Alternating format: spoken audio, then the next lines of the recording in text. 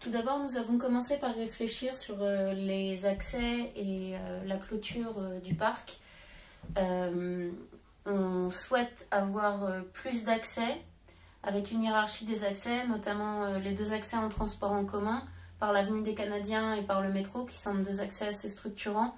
Et ensuite des accès pour les gens de la cité Verlaine et sur l'avenue du Madrier afin d'avoir un peu plus de porosité avec les quartiers. Ensuite, on a parlé de la question de la clôture. Les habitants présents à l'atelier souhaitent voir cette clôture disparaître, notamment le mur avec la cité Verlaine, pour vraiment ouvrir le parc sur le quartier, offrir le maximum de porosité.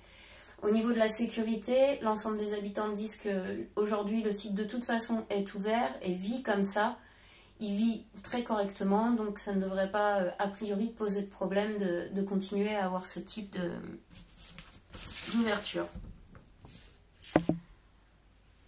Ensuite, on a parlé du quartier, la cité Verlaine, qui se sent vraiment isolée du parc et qui souhaiterait voir ce mur abattu pour pouvoir ouvrir les espaces des ensembles sur le parc et faire du parc vraiment une aire de jeu, de jardin pour les habitants, notamment avec l'installation d'un coposte, d'une aire de pique-nique, d'une aire de jeu, d'espaces de promenade, de détente, de jardin pour l'ensemble des habitants.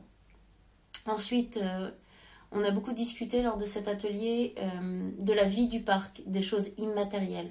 La volonté vraiment que ce parc soit le parc des habitants, des associations locales et plus largement de la créa, et que la créa trouve un moyen d'associer réellement l'initiative citoyenne à la vie du parc, certes dans une cohérence de projet, d'identité, mais que chacun puisse s'impliquer, que les gens s'approprient le lieu, se reconnaissent dans ce lieu, le respectent, et ça permettra d'autant plus de pouvoir l'ouvrir et de faire sauter les clôtures que d'avoir un lieu respecté par les gens qui du coup sera beaucoup moins dégradé. Ensuite, la population souhaite vraiment que ça soit un lieu de vie, de lien social. Donc c'est pour ça qu'on a placé cette plaine événementielle avec la mise en place d'une halle ou d'un chapiteau pour avoir une infrastructure qui permette la mise en place de fêtes, d'événements par les associations. Notamment, on a envisagé un programme de fêtes qui reflète un peu le côté multiethnique du quartier, avec peut-être une fête de la Saint-Jean, une fête de l'Aïd, un nouvel an chinois, et qu'on ait comme ça un peu toutes les communautés qui puissent s'approprier le parc pour leur grande fête et qu'elle soit ouverte à l'ensemble des habitants du quartier.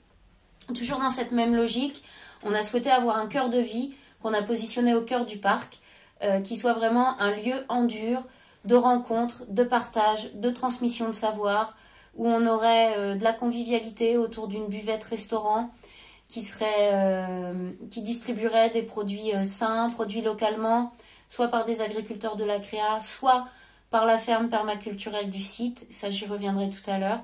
Un lieu d'information, d'animation, un point de dépôt AMAP, de produits du terroir, des lieux d'ateliers aussi, ateliers cuisine, ateliers bricolage, salle de pédagogie pour les habitants, pour l'équipe pédagogique de la créa, pour les associations, pour que ça soit vraiment un outil de partage, de transmission de savoir, du faire ensemble. On peut envisager aussi les différentes commandes artistiques, résidences artistiques qui pourraient venir se dérouler dans ces ateliers. Les participants ont été assez sensibles au côté le faire ensemble. La commande artistique plutôt design vers l'objet utile, fonctionnel, fait avec les habitants, fait pour les habitants, et pas l'objet statique posé dans le parc qui vient là et qui ne bouge plus et qui est assez inerte. Ensuite, on a beaucoup parlé dans cette logique aussi de vie du parc, d'animation, du fait qu'on voulait un parc qui soit résilient. Une logique vraiment de cycle, qu'on ait tous les éléments du parc qui marchent ensemble, que les déchets d'une activité soient la matière première d'une autre activité, que les choses soient liées les unes aux autres, qu'on ait vraiment un système qui se mette en place, qui soit cohérent en soi et qui crée des liens avec les quartiers alentours et avec le territoire de la créa. Ensuite, on a travaillé sur le positionnement des 3 terrains de foot, donc pas loin de l'entrée du Auchon. Assez complexe, Surtout quand on y a ajouté les contraintes de zones intéressantes du point de vue de la diversité, de la biodiversité, on se rend compte que finalement, il nous reste plus beaucoup de place dans le parc. Et du coup, la population présente à l'atelier se posait la question de est-ce qu'on peut retravailler ces périmètres de biodiversité? Est-ce qu'on peut peut-être les déplacer, voire à créer des zones, à recréer peut-être des milieux à certains endroits, à en supprimer à d'autres pour avoir une logique fonctionnelle pour le parc un peu plus cohérente en termes d'usage. Travailler aussi, la question aussi se posait, puisqu'on pensait que c'était plutôt les pourtours qui étaient riches en biodiversité et qui présentaient des biotopes intéressants, alors que sur les documents présentés à l'atelier, on avait plutôt l'impression que c'était une partie du centre. Donc voilà, des interrogations sur la biodiversité et les contraintes que ça engendre. Ensuite, au niveau des terrains de foot, finalement, on a décidé d'en positionner que 2, puisque quand on en mettait 3, on trouvait que ça prenait vraiment beaucoup de place. On a rediscuté aussi du synthétique.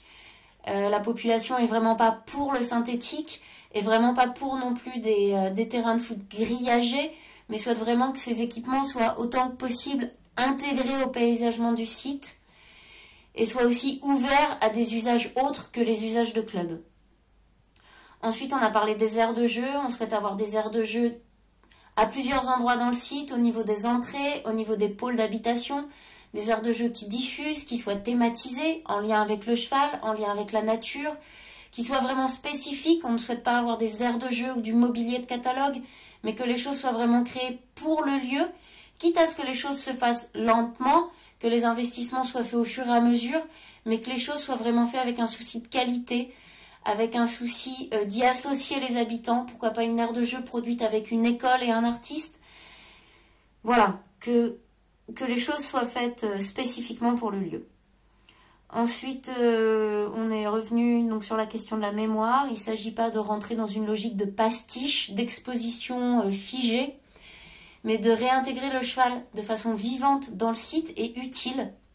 Donc, pour l'attraction, pour l'agriculture, pour l'entretien, pour de la découverte de poneys.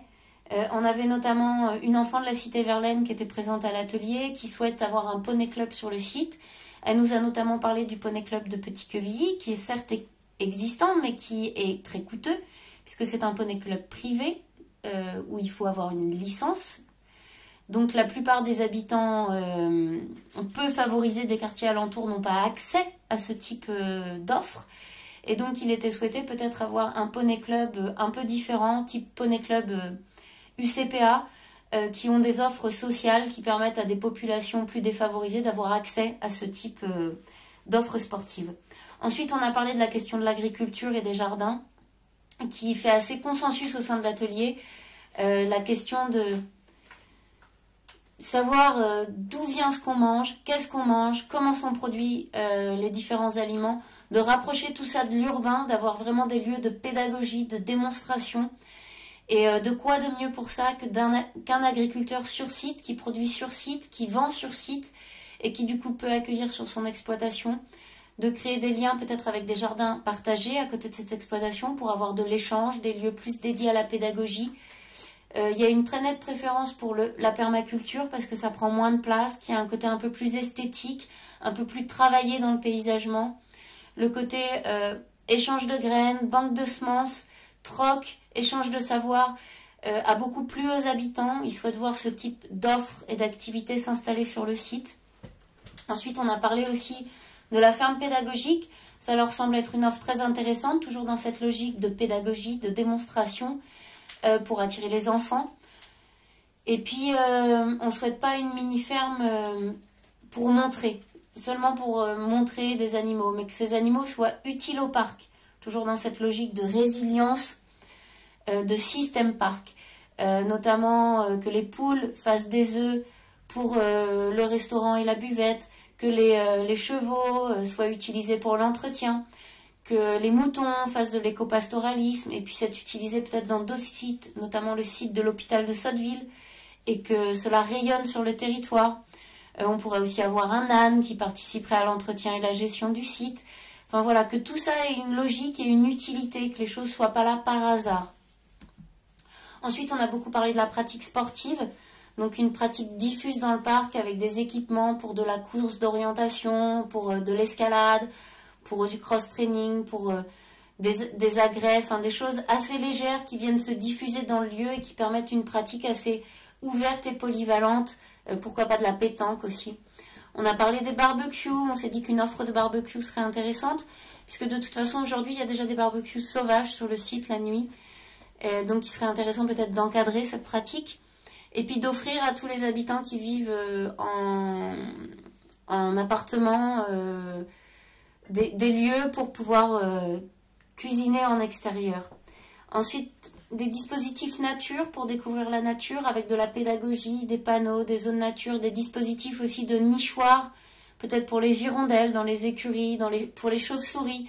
Enfin, qu'il y ait tout un ensemble de dispositifs qui soient prévus dans le site, qu'on explique ces dispositifs pour favoriser la biodiversité et en même temps faire de la pédagogie et montrer cette biodiversité en ville, même la biodiversité banale.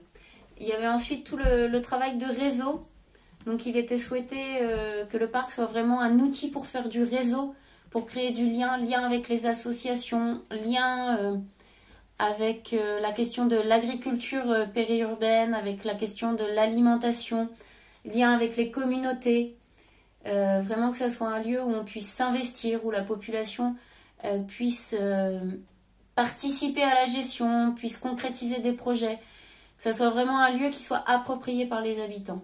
Ensuite, on a parlé aussi du web, donc d'avoir un relais sur le web pour le parc, donc de pouvoir communiquer sur ce qui se passe sur le parc, relayer les appels à projets, relayer les initiatives des associations, que ça soit aussi peut-être un lieu où les associations puissent partager leur savoir-faire, leurs expériences, puissent se rencontrer, monter des projets. Enfin, vraiment une plateforme vivante qui soit une continuité du site et de la vie du site, et qui soit vraiment un relais pour l'ensemble des acteurs du site. Ensuite, au niveau justement de cette vie, donc qui va être très multipartenariale, il semble assez évident qu'il doit y avoir une coordination et que la créa est la mieux placée pour coordonner la vie de ce parc et pour réguler les usages, réguler les appels à projets, pour aider les projets à se monter, pour animer aussi une gouvernance partagée et participative pour la vie de ce site.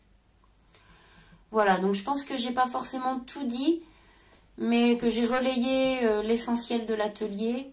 Et vraiment, ce qu'il en est ressorti, c'était la volonté d'avoir un lieu pour les gens et fait par les gens.